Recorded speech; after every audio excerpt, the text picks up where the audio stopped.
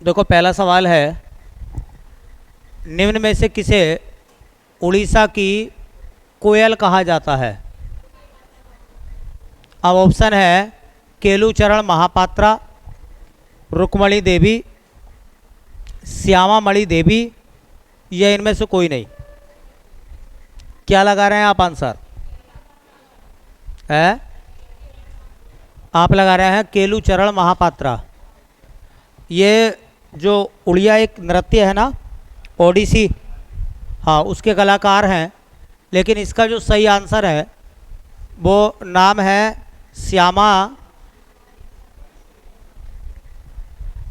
हाँ नाम है उनका श्यामा मणि देवी।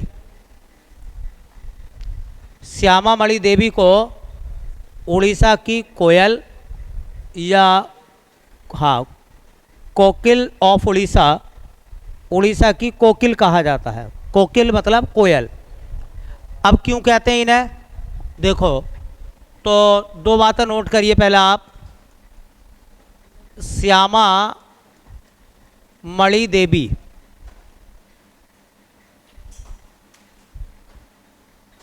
श्यामा मणि देवी, श्यामा मणि देवी किस राज्य की हैं? तो राज्य है उड़ीसा, उड़ीसा की रहने वाली है। अच्छा, श्यामा मणि देवी जो उड़ीसा की रहने वाली है, इनको क्या नाम दिया गया है, उपनाम? इनको कहा जाता है उड़ीसा की कोयल, उड़ीसा की कोयल। कोयल को कोकिल भी कहते हैं, तो उड़ीसा की कोयल इनको कहते हैं। अच्छा, क्यों कहते हैं इन्हें उड़ीसा की कोयल? क्योंकि ये जिस कला से बिलोंग करती हैं वो है हाँ उड़ीसा संगीत, उड़ीसा संगीत।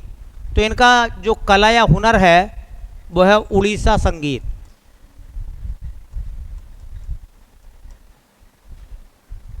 उड़ीसा में है ना जो संगीत है, उड़िया संगीत, वो उसकी बहुत बड़ी कलाकार हैं। इस वजह से उनको उड़ीसा की कोयल कहा जाता है। ये नाम पॉपुलर कब हुआ है? जब इन्हें एक सम्मान मिला है।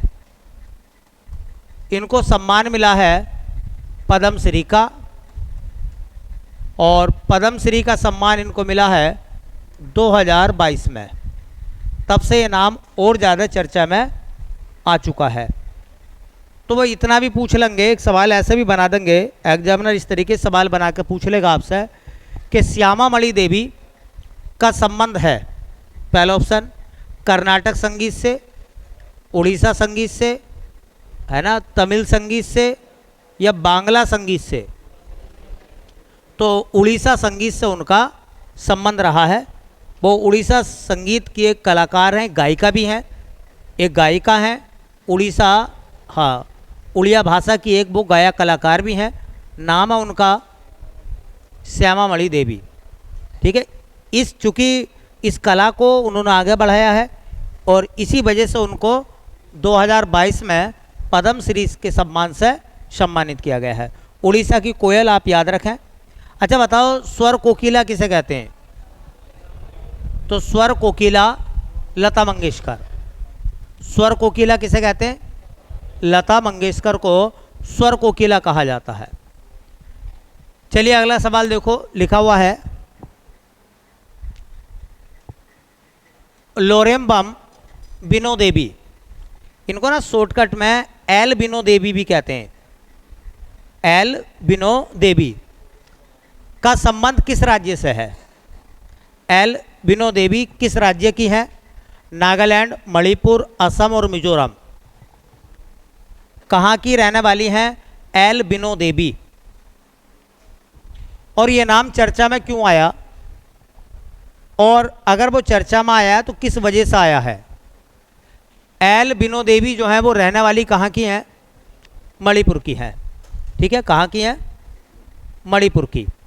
ठीक है, तो हमारा एक हेडिंग हो जाएगा एल बिनो देवी।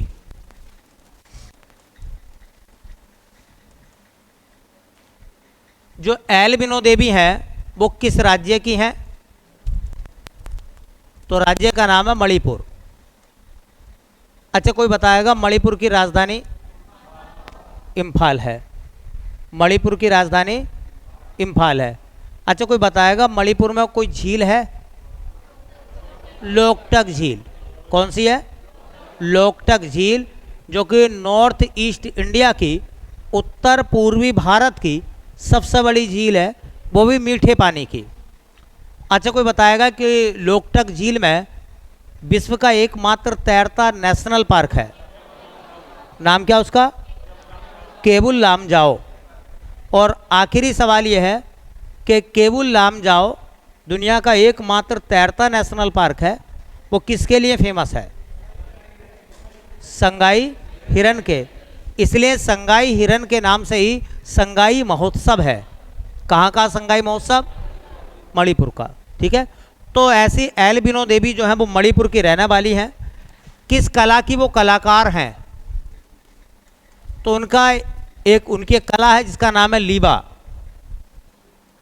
अभी पूछ लेंगे कि बताओ लीबा कला का संबंध किस राज्य से है? तो मणिपुर से है लीबा कला का संबंध। अच्छा, एक सवाल और है, ये लीबा कला किस क्षेत्र में काम करती है, किससे रिलेटेड है? तो आपने देखा होगा जैसे कि हमारे यहाँ जरी का काम होता है, चिकन करी का काम होता है, कढ़ाई होती है ना कपड़ों पर, तो ऐसी लीवा क्या है? वो वस्त्र कढ़ाई है। क्या है ना? हाँ, वस्त्र कढ़ाई का एक प्रकार है। जो कपड़ों पर कढ़ाई वगैरह होती है उसका काम क्या कहलाता? लीवा कहलाता। और मणिपुर में इस कला को जिंदा रखा किसने? एल्बिनो देवी ने। एक्चुअल में क्या है ना, ये कलाएं जो हैं, जो पारंपरिक कलाएं हैं, वो लगभग लुप्त होती चली जा रही हैं, है ना। अब तुमने देखा होगा कोई भी व्यक्ति घर में जब दरवाजे लगवाता है, बहुत कम लोग ऐसे हैं जो लकड़ी के दरवाजे बनवा के लगवाते हैं, वरना ज़्यादातर लोग पिलाई के दरवाजे ला के लगवा लेते हैं। ऐसा होता नहीं होता। तो लकड़ी पर जो नक्काशी का काम था वो भी लगभग अब कैसा हो रहा, धीरे धीरे ख़त्म हो रहा। ठीक है, इसी कला के लिए, लीवा कला के लिए उनको एक सम्मान दिया गया, और जो उनको सम्मान मिला एल्बिनो देवी को पद्मश्री का 2022 में। पद्मश्री का सम्मान मिला 2022 में। तो पूछ लेंगे कि एल्बिनो देवी जो है वो किस राज्य की है? मणिपुर की है। और उनका संबंध किस कला से है? और लीवा क्या है? हाँ, एक वस्त्रों पर एक प्रकार की कढ़ाई आप कह सकते हैं, कढ़ाई की कला है। ठीक है, और इसी काम के लिए उनको चुना गया है पद्मश्री 2022 में। चलिए अगला सवाल देखते हैं बेटा। ये कह रहे हैं सुलोचना चौहान को किस कला के लिए 2022 में पद्मश्री सम्मान दिया गया? पद्मश्री सम्मान से सम्मानित किया गया है सुलोचना चौहान को। वो गजल गायन का काम करती हैं, ठुमरी की गायक कलाकार हैं, लावड़ी गाती हैं वो, या तोरण गाती हैं वो। एक क्या है मतलब इनमें उनकी कला, मतलब वो किस कला की कलाकार हैं?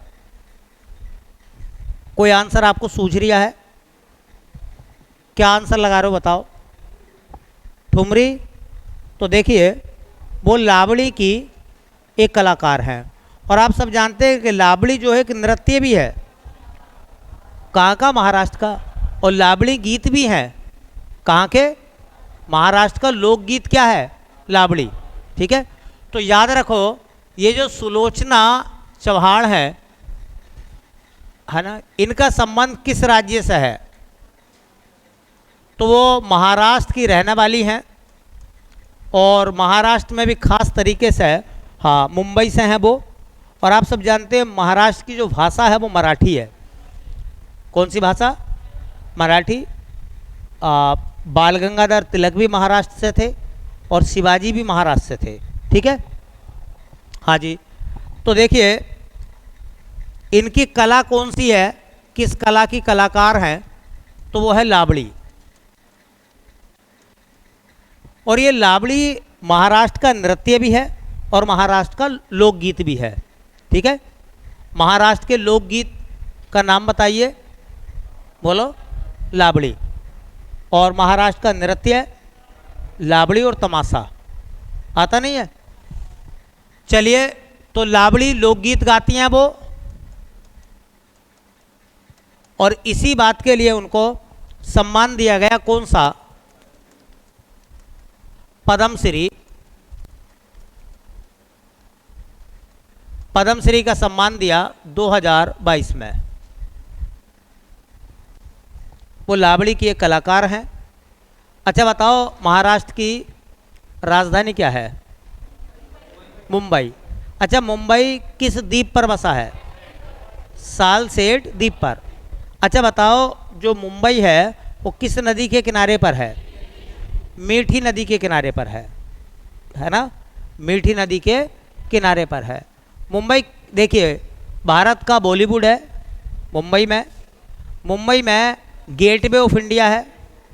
गेटवे ऑफ इंडिया कहाँ है? वो भी मुंबई में है।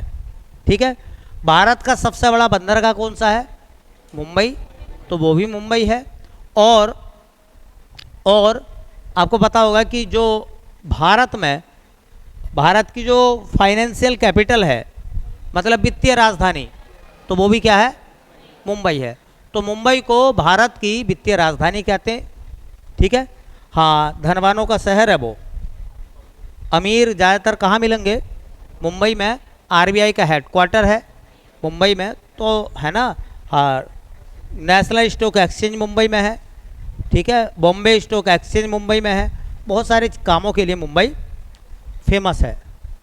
तो महाराष्ट्र की भाषा क्या है? मराठी। और मराठी के जो लोकगीत होते हैं उन्हें क्या कहते हैं हम? लावड़ी। और नृत्य भी क्या है? लावड़ी। कहाँ का नृत्य है? महाराष्ट्र का। ठीक है, चलिए। अच्छा, एक बताओ, एक महाराष्ट्र में महोत्सव था या उत्सव, काला घोड़ा, तो वो किस शहर में उसका आयोजन होता? काला घोड़ा महोत्सव का आयोजन कहाँ होता? मुंबई में। ठीक है, ऐसे भी चीज़ों को याद रखो भैया। चलिए, अगला सवाल कह रहे हैं कि 2006 में हरियाणा के सूरजकुंड मेले में किसे कलानिधि के पुरस्कार से सम्मानित किया गया? अब ये सवाल कहाँ का है? 2006 का। आपको पता होगा, जो हरियाणा है, हरियाणा में एक फरीदाबाद ज़िला है। फरीदाबाद ज़िले में सूरजकुंड एक झील है, उसी के किनारे पर हर साल फरवरी के महीने में सूरजकुंड मेले का आयोजन होता है। तो ऐसी सूरजकुंड मेला 2023 में भी लगा, ऐसी 2006 में बहुत पहले लगा था। उस मेले में किस कलाकार को कलानिधि पुरस्कार दिया गया था? ऑप्शन है खांडू वांगचुक भूटिया, बाईचिंग भूटिया, काजी सिंह, या इनमें से कोई नहीं। क्या आंसर लगा रहे हैं? ऑप्शन है आपके सामने। काजी सिंह लगा रहे हैं, तो देखिए आंसर है इसका पहला, और पहला नाम है खांडू वांगचुक भूटिया। अच्छा देखो, पहले मुझे एक बात बताओ, एक जनजाति है भोटिया, तो भोटिया जनजाति जो है वो तो है उत्तराखंड में, और एक जनजाति है भूटिया। भूटिया जनजाति है, भूटिया ये जनजाति है सिक्किम में। तो खांडू वांगचुक भूटिया जो है वो कहाँ के होंगे फिर? अच्छा, सिक्किम में एक जनजाति और है लेपचा, तो सिक्किम में एक जनजाति लेपचा है, एक भूटिया है, जबकि भोटिया कहाँ है? वो उत्तराखंड में है। भोटिया, जोनसारी, राजी, है ना, हाँ, बोक्शा। ठीक है, तो देखो ये जो है नाम है इनका खांडू वांगचुक भूटिया, ये किस राज्य के रहने वाले हैं? तो मैंने अभी बताया है, राज्य कौन सा आएगा इनका? सिक्किम। सिक्किम के रहने वाले हैं। अच्छा बताइए, ये किस कला के कलाकार हैं? तो ये एक चित्रकार हैं। अच्छा, चित्रकार को चित्र बनाने का काम होता है, पेंटिंग करते हैं मतलब ये, तो ये एक पेंटर हैं। अच्छा, ये जो चित्रकारी करते हैं वो किस प्रकार की चित्रकारी होती है इनकी? चित्रकारी के भी बहुत सारे रूप होते हैं ना, अलग अलग। जैसे मधुबनी पेंटिंग कहाँ की है? बिहार की। मधुबनी पेंटिंग बिहार की है। तो वैसे ही सिक्किम में एक प्रकार की पेंटिंग होती है जिसका नाम है, हाँ, थांग का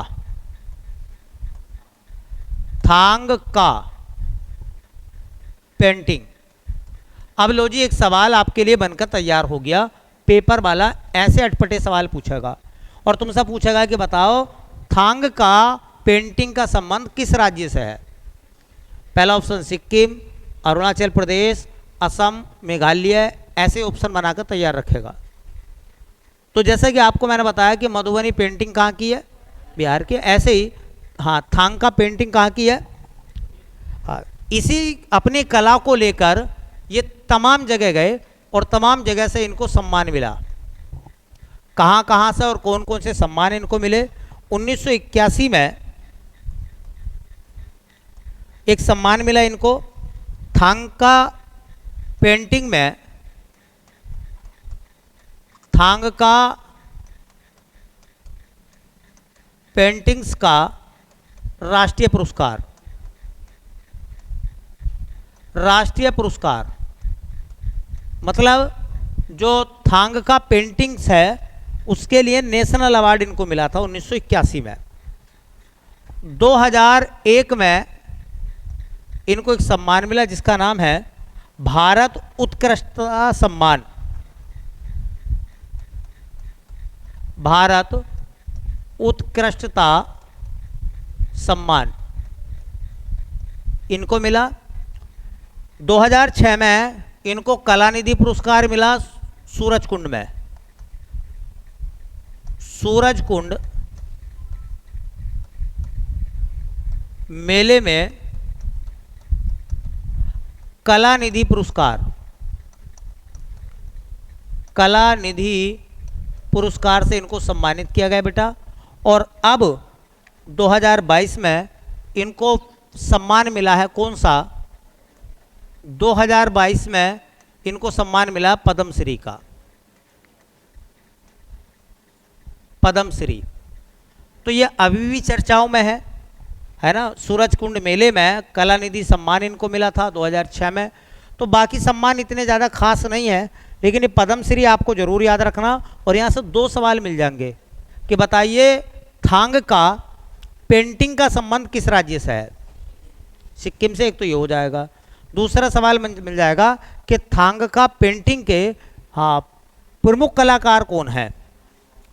तो खांडो, वांगचुक, भूटिया।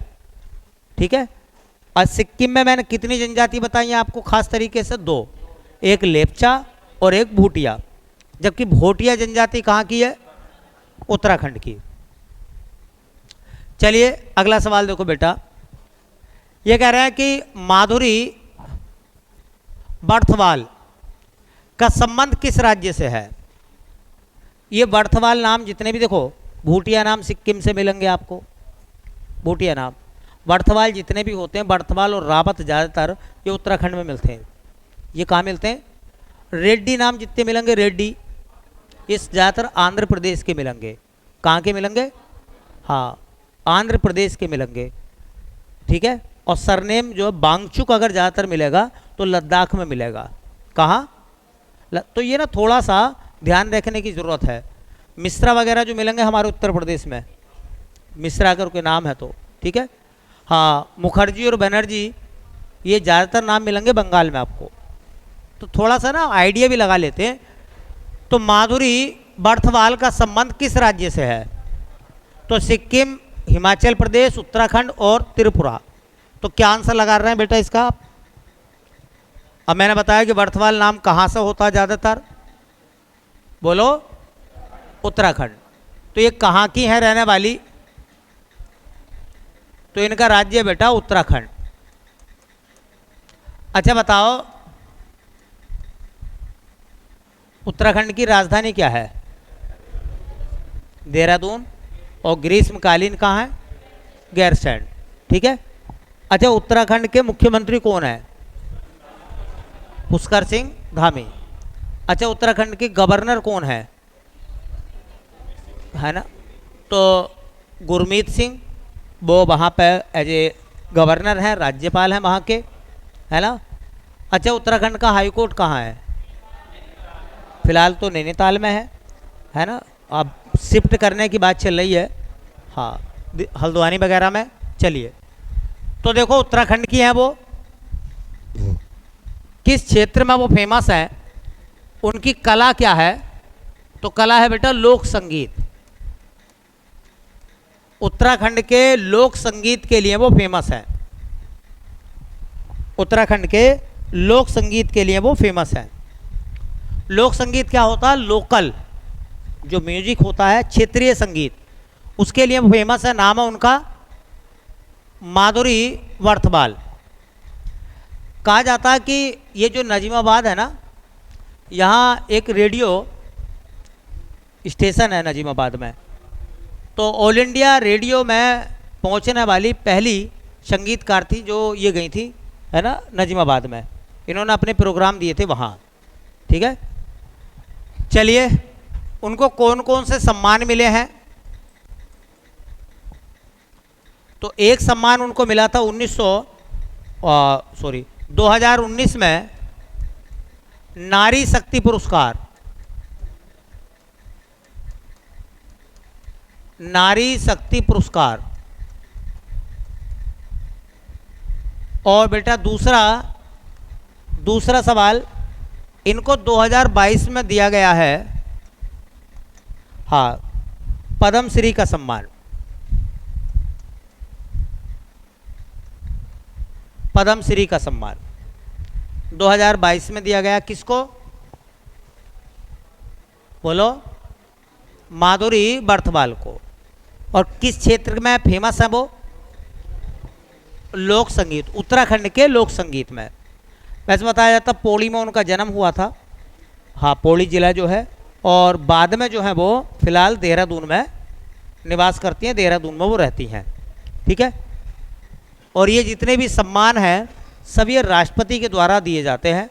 तो राष्ट्रपति ने इनको ये सम्मान राष्ट्रपति भवन में, है ना, दिए होंगे, सबको ये सम्मान मिले हैं। ये सवाल देखो, बहुत शानदार सवाल है ये वाला। छठा सवाल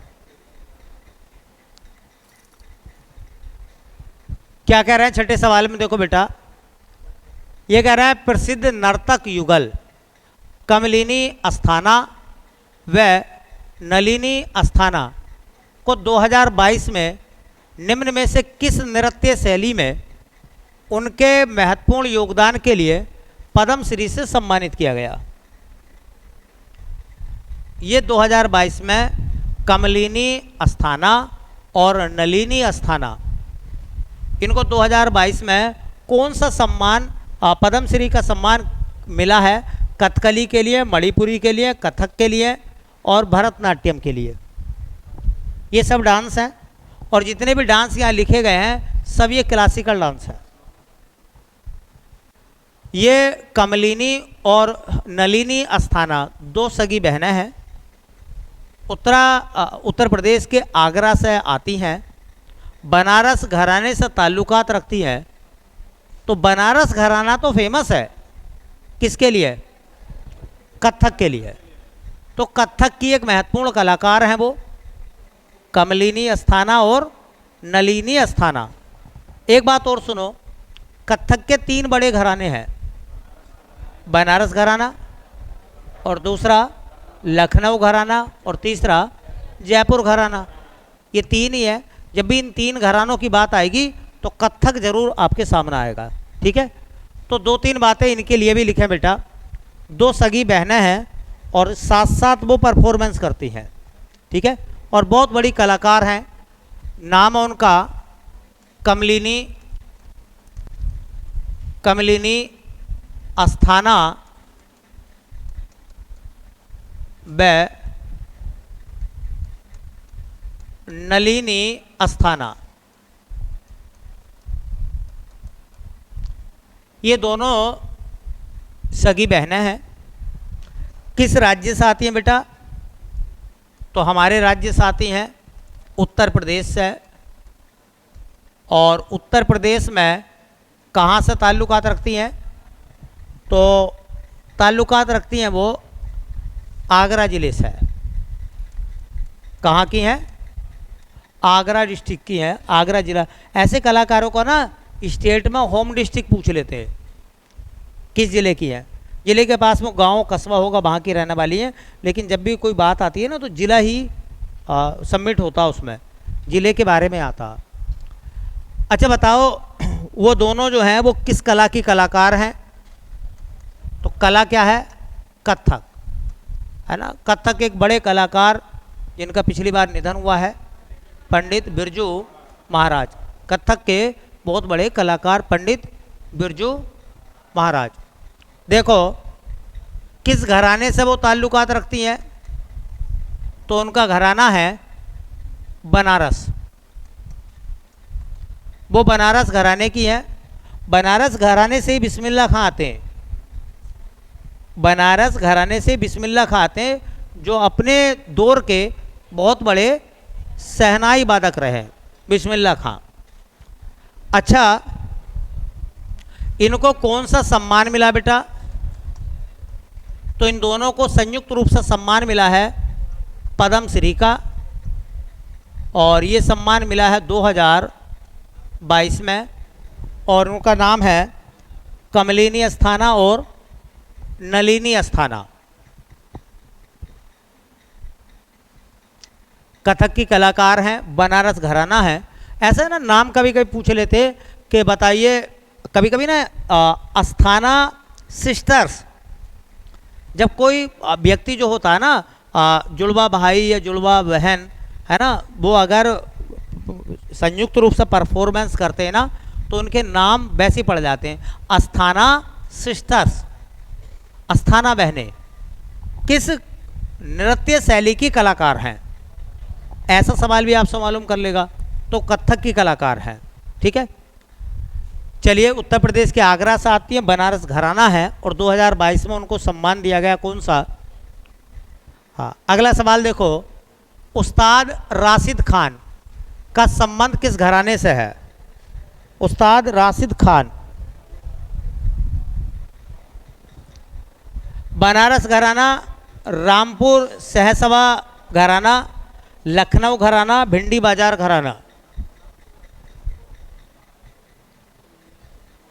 उस्ताद राशिद खान, एक वो राशिद खान क्रिकेट में है ना, वो अफ़गानिस्तान के प्लेयर हैं, गेंदबाजी करते हैं वो, तो वो नाम अलग है। ये उस्ताद राशिद खान है, ये भारत के हैं, और एक कलाकार, एक कला के बहुत बड़े कलाकार हैं। तो बनारस घराना, रामपुर सहसवा घराना, लखनऊ घराना, भिंडी बाजार घराना। तो इनका जो घराना है वो रामपुर सहसवा घराना है, और ये बदायूं में है। कहाँ? तो ये भी उत्तर प्रदेश के बदायूं के रहने वाले हैं। कहाँ के? उत्तर प्रदेश के बदायूं के। नाम इनका क्या है? उस्ताद राशिद खान। ये जो राशिद खान है, ये किस राज्य के हैं? तो राज्य तो हो जाएगा हमारा उत्तर प्रदेश, और उत्तर प्रदेश में जिला हो जाएगा बदायूं। बदायूं, बदायूं से आता था अब्दुल कादिर बदायूनी, वो भी बदायूं के रज्मनामा के नाम से लिखा उन्होंने महाभारत को, बोलो, है ना। हाँ, बदायूं जिला, तो यहीं के रहने वाले हैं उस्ताद राशिद खान। अच्छा, किस कला के कलाकार हैं? तो शास्त्रीय संगीत। कौन सा? शास्त्रीय संगीत, जिसको हम क्लासिकल म्यूजिक कहते हैं अंग्रेजी में। जैसा क्लासिकल डांस होते हैं ना, शास्त्रीय नृत्य, वैसे ही शास्त्रीय संगीत होता है, क्लासिकल डांस, ठीक है। तो वैसे ही शास्त्रीय संगीत, शास्त्रीय संगीत के बहुत बड़े कलाकार हैं। शास्त्रीय संगीत के कलाकार का नाम क्या बेटा? उस्ताद राशिद खान। कौन सा घराना है उनका? अभी मैंने बताया था कौन सा घराना है? रामपुर सहसभा घराना।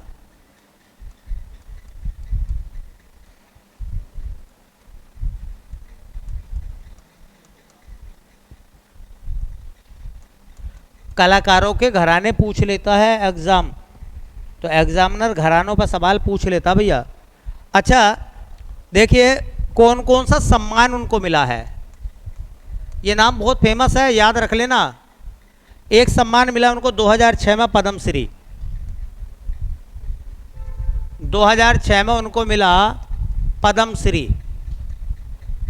और 2006 में ही संगीत का उनको एक सम्मान मिला, संगीत नाटक अकादमी। कौन सा मिला? संगीत नाटक अकादमी।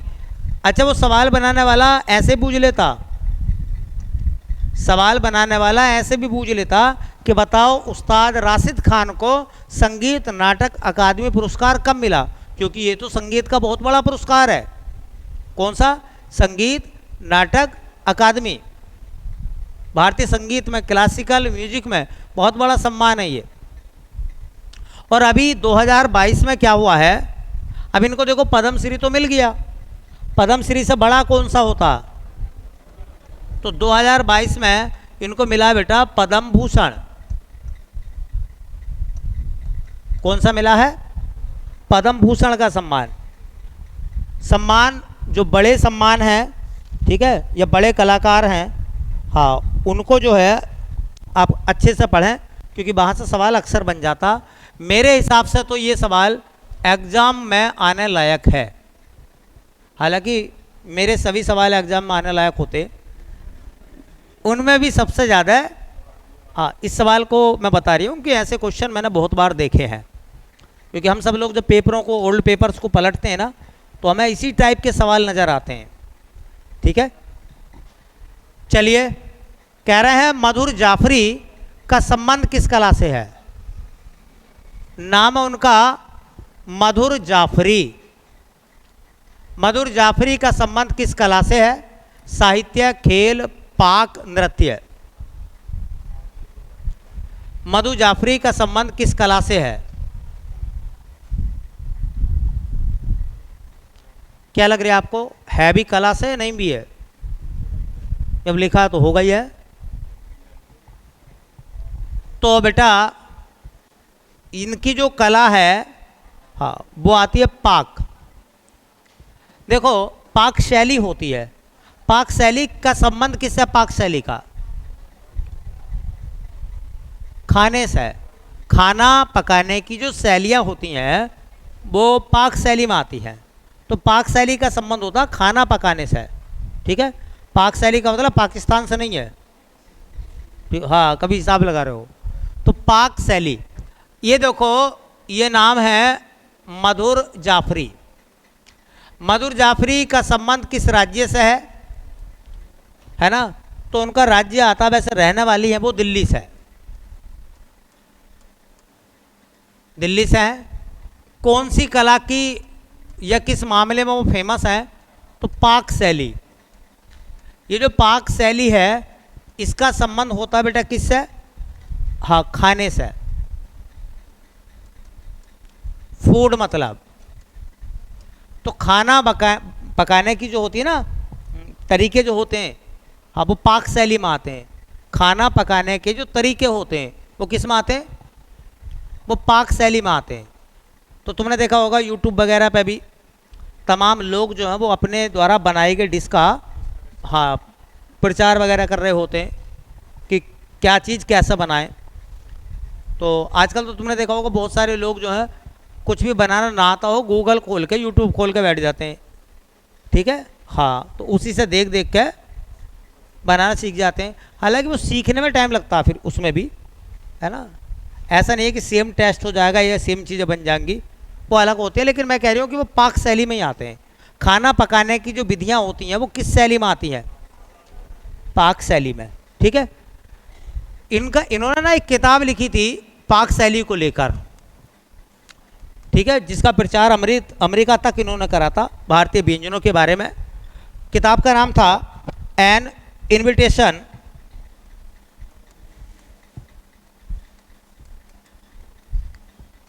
N invitation to India cooking, to India cooking, to India cooking, ये किताब थी। और इस किताब में वो सब बातें बहुत सारी होंगी खाना पकाने के बारे में जो ये जानती होंगी। इस बात के लिए इनको पाक शैली के लिए एक सम्मान मिला है भैया, और सम्मान मिला है इनको पद्म भूषण का। पद्म भूषण का सम्मान मिला है 2022 में। 2022 में मधुर जाफरी को कौन सा सम्मान मिला है? पद्मश्री, पद्म भूषण, पद्म विभूषण या भारत रत्न? तो पद्म भूषण का सम्मान उनको दिया गया है। ठीक है, पद्म भूषण का सम्मान उनको दिया गया है। और वो किस चीज़ के लिए फेमस है? पाक शैली के लिए, मतलब खाना पकाने के तमाम सारे विकल्प उनके पास मौजूद हैं। ठीक है, एक ही चीज़ से ना अलग अलग तरह के चीज़ों को बनाना, ये भी अपने आप में एक बहुत बड़ा हुनर है, बहुत बड़ी कला है। ठीक है, चलो एक नाम है बेटा। अगला सवाल, पंजाबी लोक गायिका गुरमीत बाबा को कौन सा पद्म पुरस्कार दिया गया है? पद्मश्री, पद्म भूषण, पद्म विभूषण या भारत रत्न? नाम है उनका, एक लोक गायिका है पंजाबी भाषा की, गुरमीत बाबा, तो उनको सम्मान मिला है पद्म भूषण का। ठीक है, पद्म भूषण का। तो दो एक बातें इनके बारे में लिख लें। एक गायिका है, फीमेल सिंगर हैं, हालांकि अब तो उनका शायद निधन हो गया है। ठीक है, अभी पीछे है, उनका निधन हो गया। वो किस राज्य से हैं गुरमीत बाबा? तो पंजाब। पंजाब में भी वो किस कला की कलाकार हैं या कलाकार थी वो? तो पंजाबी लोक गायिका, पंजाबी लोक गायन,